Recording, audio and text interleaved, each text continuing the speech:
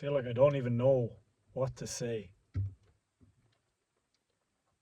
I feel nervous about making this video.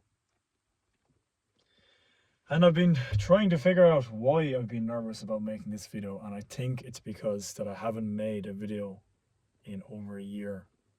And also, this isn't the usual type of video that I've ever filmed or posted.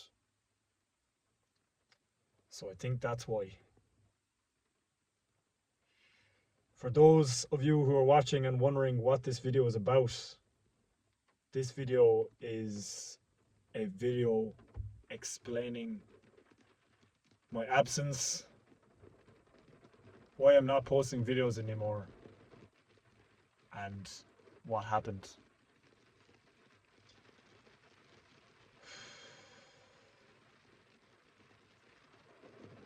I want to preface this video by saying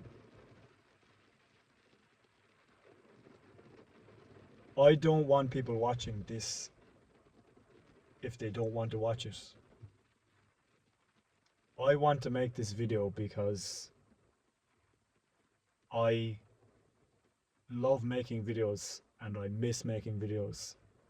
And I also want the people who are curious or who have been asking me what happened or why I'm no longer making videos, I want those people to know why.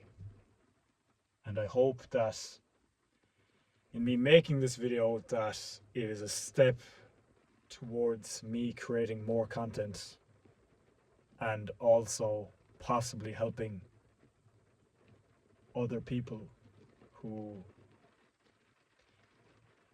may be suffering or have suffered from the same things that I have.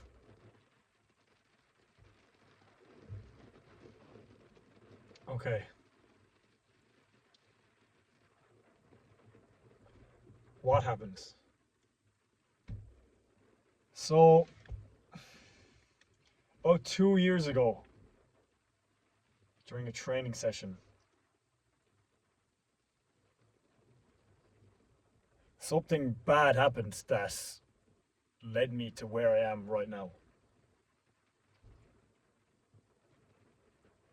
Something happened that completely changed my trajectory of goalkeeping and of content creation.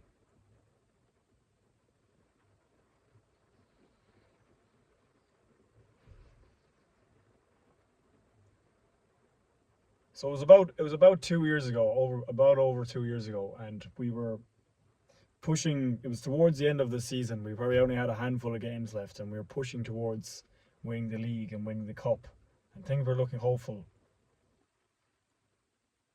And we had a training session on one day, and it was snowing outside. For some reason, just out of the blue, just started snowing. And I remember a lot of people in the chat saying, "Oh, we shouldn't be training, you know, like it's snowing outside. What if somebody gets injured? Yada, yada, yada, yada." And I remember thinking and saying, "Nah, that. Let's go and train. Let's train. You know, we've a lot to play for. Let's get out in the snow. If we can get out in the snow and we don't want to go train, that'll help us in hopefully winning our first and possibly second trophy." So that's what we did. We went ahead with training. We went ahead with the training in the snow. Good few numbers showed up. We had a great training. But towards the end of training, something bad happened. And this bad thing happened during the match that we usually do at the end of training. So during the match, we were playing like a 6-7 aside on our small side of Astro. And I was in goals, of course, as you do. But I remember during the match feeling very bored. Probably because of the fact that when you play in goals, if your team is dominating, a lot of the time you just end up doing nothing.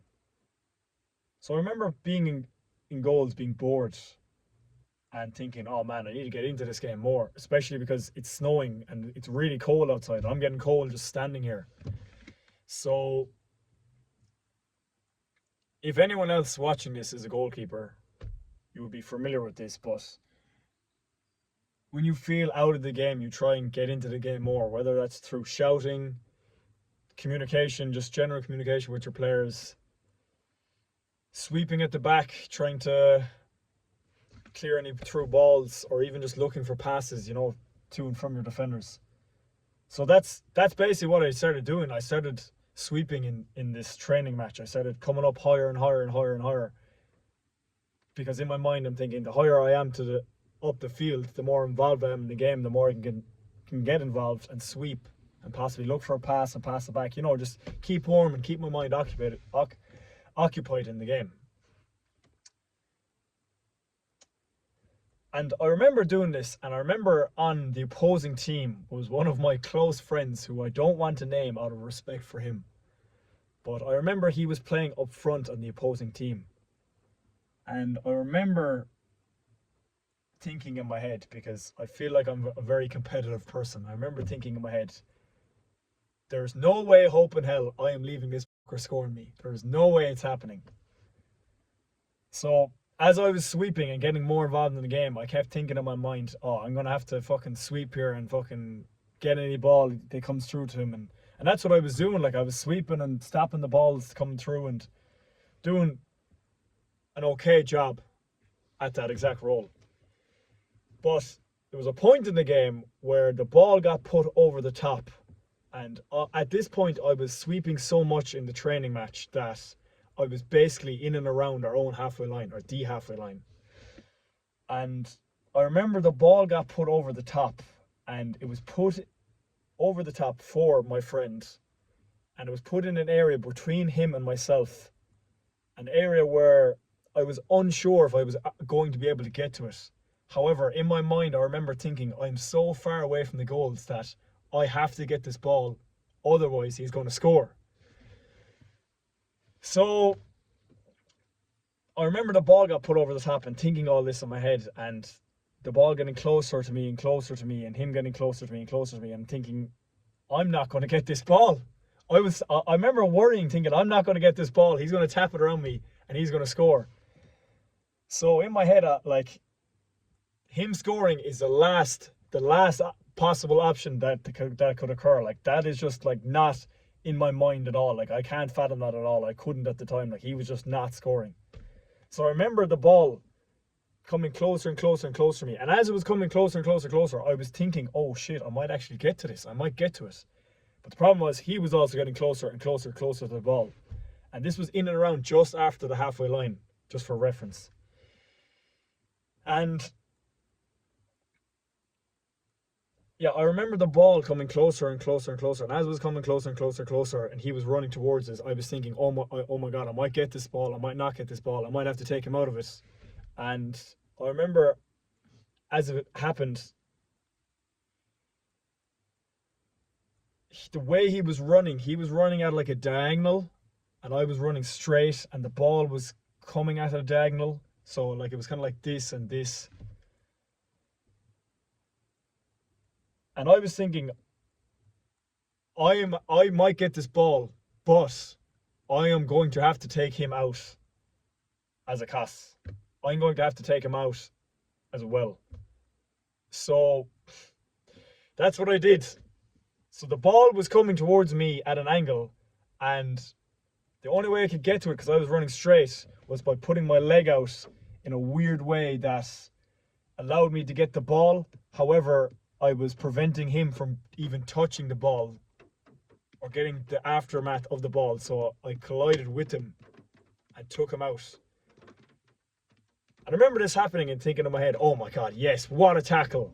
What a tackle. I got the ball. Great tackle. And hobbled away, as you do after like a big hit. And like, if you've ever played any type of sport and you have a big hit, you might like hobble away, just a bit of adrenaline going. But I remember after a few minutes after the challenge and thinking, wow, what a challenge. I remember thinking, oh, something's wrong here. And it didn't really hit me until after the training. And this is probably because of the adrenaline that was going through me at the time after the collision. But it didn't really hit me till after the training that I felt this like deep gut sensation of fear that something is really wrong.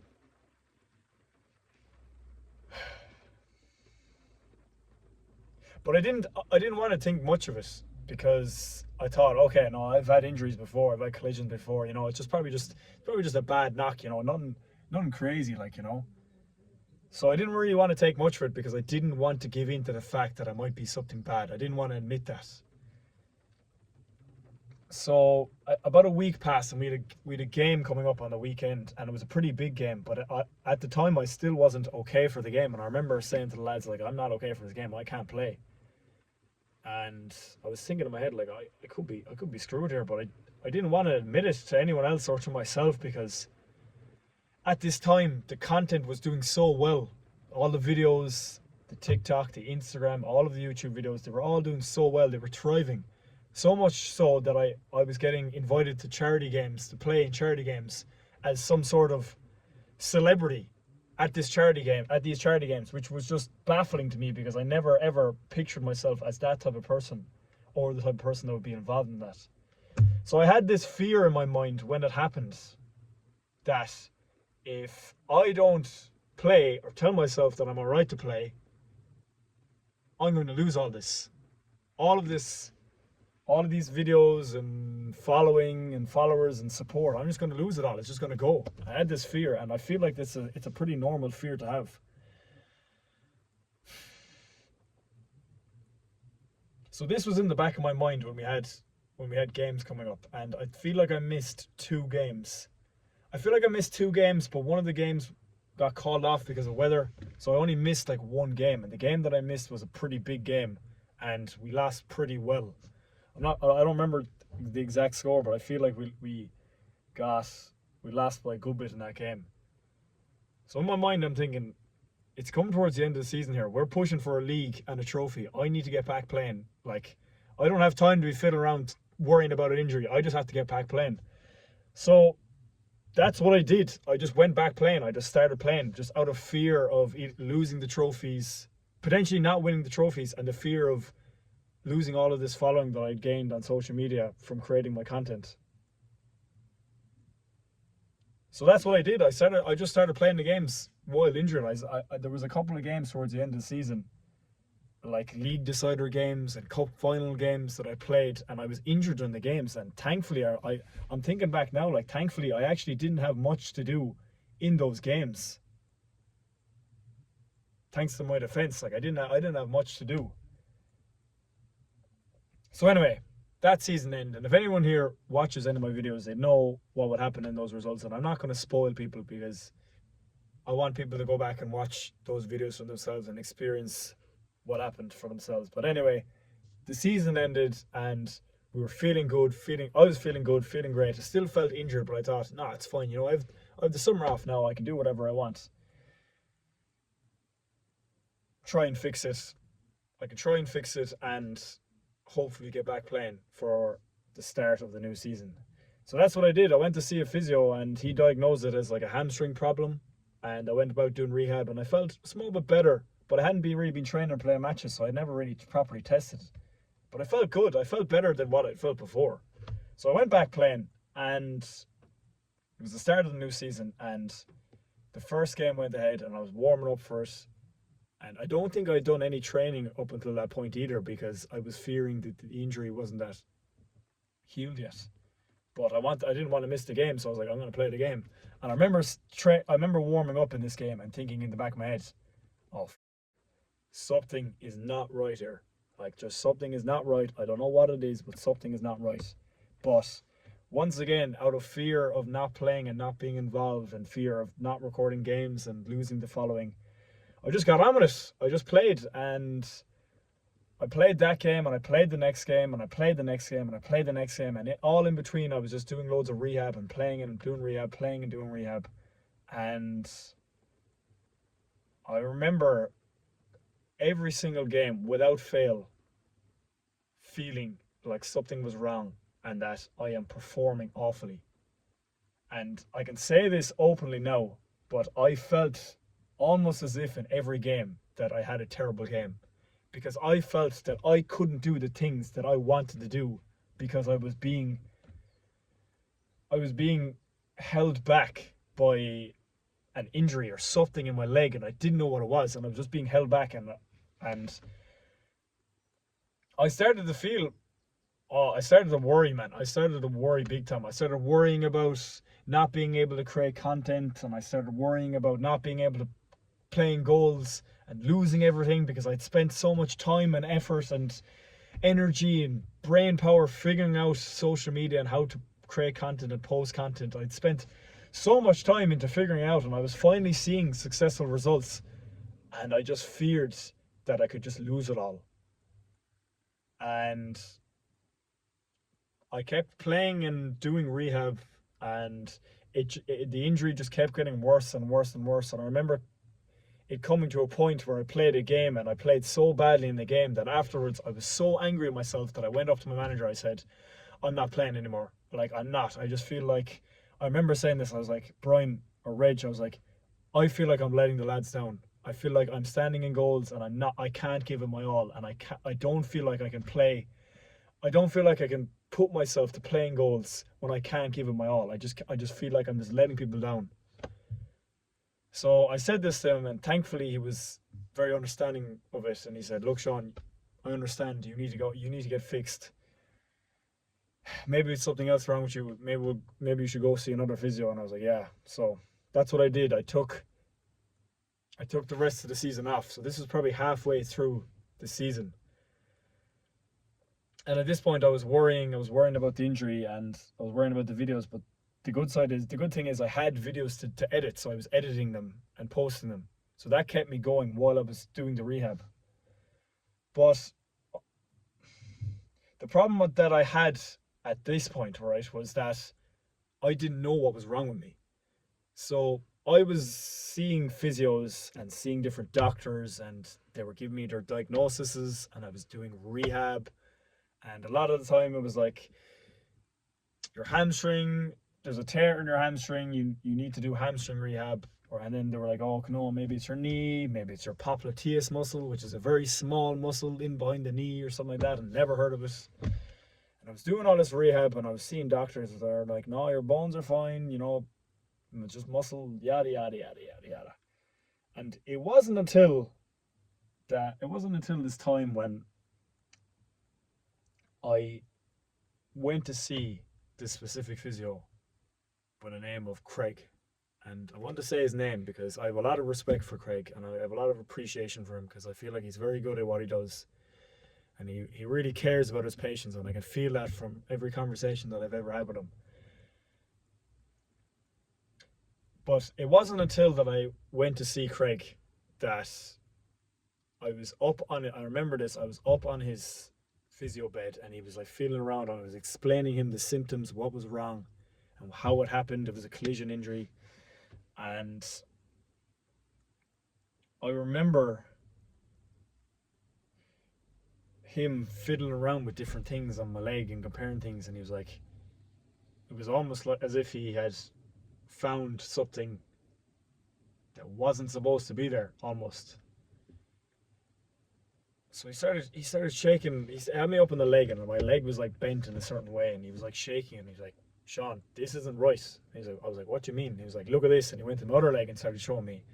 And he was showing, what he was doing is he was showing me the contrast between one leg and the other. And he's like, Sean, this isn't right. He was like, this is your fibula bone here, and it's moving. And I was like, what do you mean it's moving? Is it not supposed to move like me? And he was like, no, it's not supposed to move. It's only supposed to move a small bit, but this is like moving way too much. And I remember thinking in my head, I was like, what the I was like, why is it moving? And like, why have we been playing with this? And like, how has no one figured this out before? And I was thinking all these things, and I was getting annoyed by like my situation and like how it had come to this and how it took so long to figure this out. But also I felt some sort of relief, because I felt relief that, oh, we might have figured it out. Now, at this point, I actually forgot to say, I'd actually done a good bit of rehab with Craig before this, and it had led to a lot of strength, and I did a lot of rehab afterwards. But myself and Craig came to the conclusion that there was no amount of rehab that we could do that would fix this injury, and that I had to go elsewhere to possibly see a specialist and or get surgery, which, I'll be honest, it wasn't something that I wanted to do, because in my mind I was fearing that if I go down this road of surgery, or seeing a specialist, I could be told the one thing that I feared the most, and that was that you are f***ed and you will never play again. And I feared that so much, and I really didn't want to go down this route. So in my mind, I'm thinking I would much prefer to do anything other than that, because I don't want to hear those words. So that's what I started doing. I started doing more rehab, more intensive rehab, and I started getting MRI scans to really figure out what was wrong, because all we knew was that the bone was moving, but we didn't know why the bone was moving or like what was wrong, So I started getting MRI scans, and the problem with that is like the MRI scans came back and the doctors read them and said there's nothing wrong. And that really frustrated me, because I knew there was something wrong, but I didn't know what was wrong. But the doctors were telling me there was nothing wrong. So that really frustrated me. Probably because it instilled the hopelessness that I had felt prior to figuring out what was wrong. Probably. Like it was just like reigniting that hopeless feeling that I had before I'd even figured out that my bone was dislocated, or before I'd figured out that the bone was moving. So I was getting these MRI results, and I was seeing doctors, and eventually, now this is probably like a year and a half later, or maybe even longer. Like it was like eventually I got to the point where I'd seen a doctor, and he referred me to a specialist. He said, I just explained what was wrong. I was like, look, doc, I've had MRIs. My bone is moving. I don't know why it's moving. I just need to speak to a specialist. I just need to speak to somebody who just knows this part of the body inside out, so I can ask them questions. I can explain what's wrong. They can look at it, and hopefully we can work towards finding a solution to getting me back playing football, getting me back playing soccer. So yeah, I remember the doctor referred me to the specialist, and within probably about a week, the specialist got back to me like, "Hi, Sean, we see that you're injured and you wanted to come up to us. We'd love to have you up here, but we need you to get an MRI so we can see what's wrong." And at this point, I was kind of like, I don't want to get another MRI. I've already got two MRIs. I got one on my fibula, and I got one on my knee, and I got one on my tibia and fibula. So I was like, I don't really want to get another MRI. Like it's just costly, and it's like a long process. I didn't really want to do it. So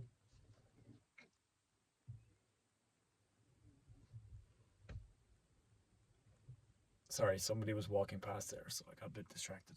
There's people around me. In my mind, I'm worrying what are they thinking, but at the same time, who cares? Where was I? So yeah, I explained this to the doctors in the specialist hospital. I said, look, I've already had I've already I've already had two MRIs. I can send you the reports. They've come back saying there's nothing wrong, but I know there's something wrong. I just need to figure out what's wrong. And they were like, okay, we'll have a look then at the reports and we'll come back to you. So that's what they did. They went to look at the reports. They got back to me and they were like, Sean, we've looked at your reports. There's nothing wrong. There's nothing we can do for you. We can refer you on to someone else, but that's all we can do. And oh man, at this point I was enraged. I was so angry and frustrated because it just felt like all of this was the exact thing that I was fearing was happening. It just felt like every time we took a step towards figuring something out, the fear crept back in of we won't be able to figure it out and you'll never get back playing football.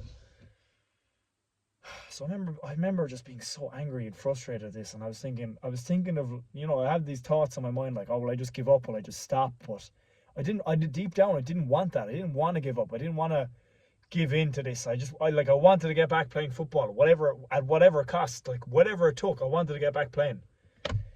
So I allowed them to refer me to the specialist, but a different specialist. But he said that another appointment could take like 3 months, and there's no guarantee that they'll even be able to figure it out. So I was just kind of like, I don't want to wait another 3 months. So I remember I was chatting with my mother about this, and she got on to a family friend who was a orthopedic surgeon. So that's like a bone surgeon. So they operate in bones and they know a lot about bones. And they said that They can get me in to see him, to possibly talk to him, and he can try to figure out what's wrong. So I got an appointment with him probably about a week or two later, and I went in and saw him, and I remember telling him what was wrong, and it took him a matter of 2 minutes on the table, wiggling my bone around on my leg and saying, yeah, your bone shouldn't be doing this, and I know what's wrong. And he says to me, and I asked him, I was like, what is wrong? What's wrong, doc? And he goes to me as he's sitting on the table looking down at me. He says, Sean, you have a sublux fibular head, or a subluxing fibular head. And I remember looking at him with like two heads, like, what the does that mean?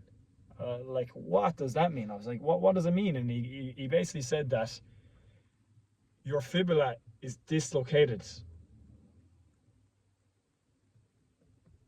Now, at this point, I knew that it was like moving a small bit, and myself and Craig had come to the conclusion that the reason that I'd been diagnosed with hamstring problems before this is because the fibula was moving, and the head of the fibula, the biceps femoris, is connected to the head of the fibula. So whenever the fibula moves or too much, it pulls in the biceps femoris and strains it. But I didn't know that the fibula was dislocated. Now, the thing is, there's a difference between as a fibula that's minorly moving, because I feel like that's somewhat common or at least I was told it's somewhat common, and a fibula that's completely dislocated. So I remember being told this, and I felt anger, I felt relief, I felt confused,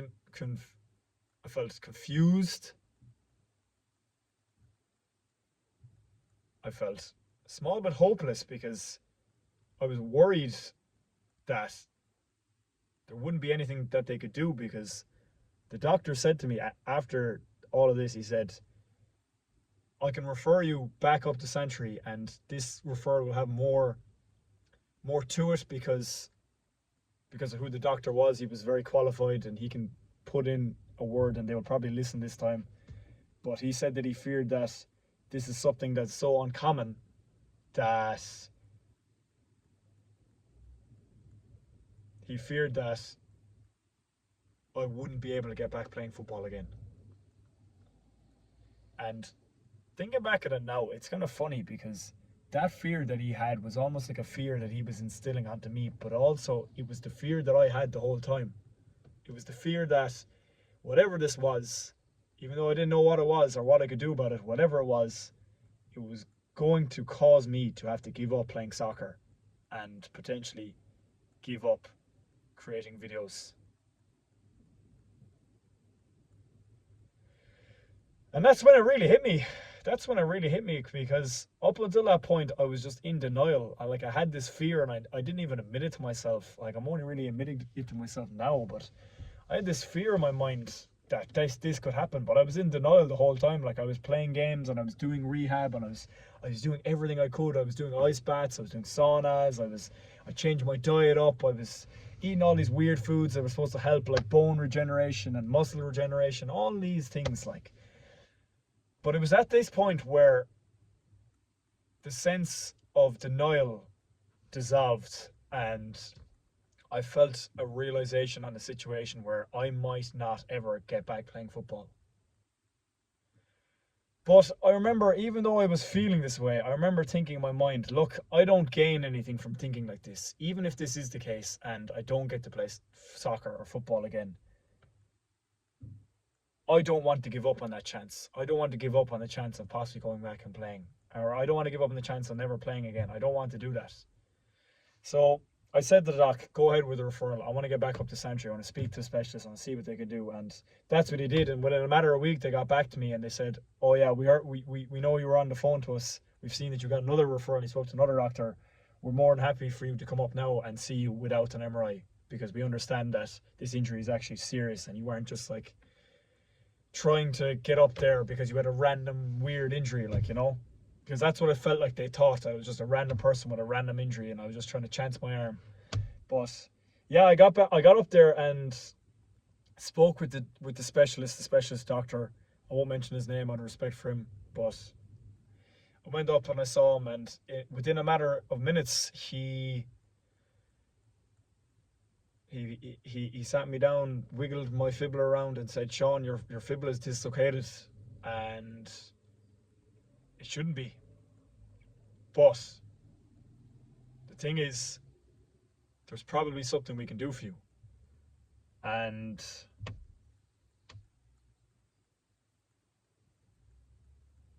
in that moment, I remember sitting in the room and him saying this, that there's something we can do. And I remember feeling, I felt hopeful. However, because of my past experiences up until this point, I didn't feel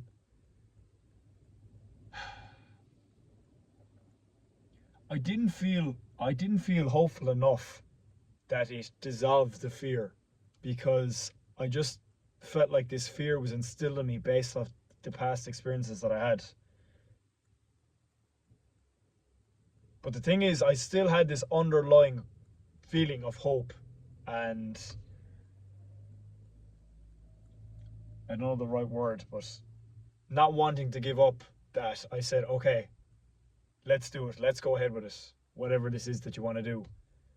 And what it is that they wanted to do was they wanted to do a proximal tibiofibular joint stabilization surgery.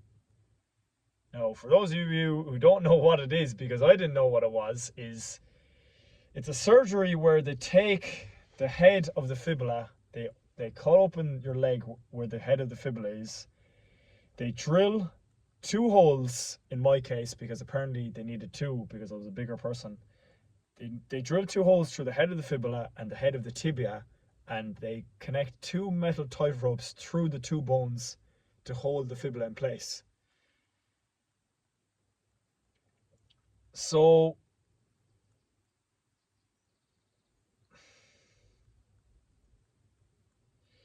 what I really want to talk about now is where I am at in that process, because I am making this video for a couple of reasons. Because, and I said this at the start of the video, I'm making this video for a couple of reasons, and one of the reasons is I love and miss making videos.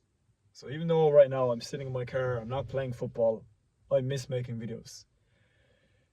And the other reason is I want people to understand what happened and what I've been through and why I haven't been making videos. Because a lot of the time through this process, I felt so hopeless, and I wasn't enjoying making the videos, because a lot of the footage I had was me in goals forcing myself to play through an injury, and that just felt forced, and I didn't enjoy editing the content because I just didn't feel like I was performing, and I couldn't give it my all. And I just lost so much enjoyment for making the videos, because it just felt like I was forcing myself to make them out of fear of losing this following that I knew that, or losing this, like, losing all the support that I knew that I wanted. I've always wanted to make videos and people support them, but I still I because of that I had this fear that I was going to lose it, and I felt like I was forcing myself to make the videos. And it came to a point a lot of times where I'd stop making them out of lack of enjoyment, and I'd go back and I'd force myself, and then I'd realize why I stopped making them in the first place. And I wanted to make this video just to explain to people why. And I also want to apologize for not being clearer about it earlier, because I know, like, I see the messages that people message me in the comments, that people comment asking where I am and what happened and that they miss me and all this stuff. And I want to apologize for not being clear about it before, and not owning my fears and my feelings on this whole situation, and just not admitting what was wrong or clarifying. Because I feel like a lot of people who support these videos are great people, and I feel like the people who watch it deserve to know what was wrong and what happened. And so that's the second reason. But the final reason why I wanted to make this video is because I wanted to let people know that I hope that this video will be a dovetail into the potential videos that will come in the future. Because where I am at right now is I am now post-surgery. I'm probably about 2 months post surgery. I'm doing a lot of rehab. I'm doing a lot of work in the gym, a lot of sauna work, diet work, cold exposure work, a lot of stuff to hopefully get me back fit and get me back playing football. And most importantly, get me back making videos. So the reason that I'm making this is just to let people know that where I'm at in this whole process and my whole goals with this. And I suppose what I want to do now is I want to thank people for listening and for understanding, because I feel like people will understand because I've just been honest about this whole situation. And I hope that you're as excited for the future as I am. And you're not worried, because I'll tell you one thing, I am very worried, because I'll be honest, I still have this fear in my mind and in my head that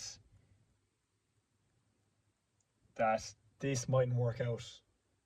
But I want people to know who are listening, who've probably suffered from similar feelings or emotions or situations, injuries, that these are okay feelings to have, and are natural, and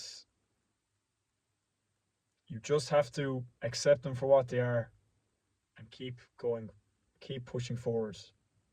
So even though I feel fear that this won't get me back playing, or that I won't ever get back playing, even though I'm now post surgery and through a lot of rehab, I want to people to know that you just have to keep going. You just have to push forward, and you just have to take it a step. You just have to take it every step. You just have to take it a step at a time. So I want to show my appreciation for watching, for your support, and I want to let you know that I hope that this can be the start of something good. Thank you for being here, and you have a great choice of videos.